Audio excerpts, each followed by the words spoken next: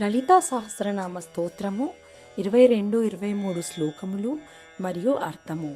సుమేరు శృంగం మధ్యస్థ శ్రీమన్నగర నాయిక చింతామణి గృహాంతస్థ పంచబ్రహ్మాసనస్థిత మహాపద్మాటవీ సంస్థ కదంబవనవాసిని సుధాసాగరం మధ్యస్థ కామాక్షి కామదాయిని.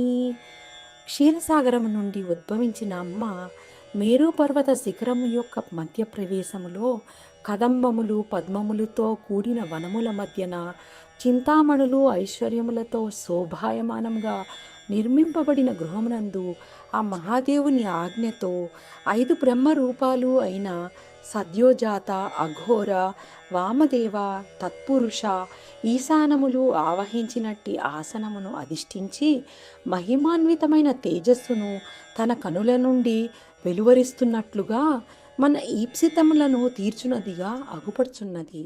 స్వస్తి.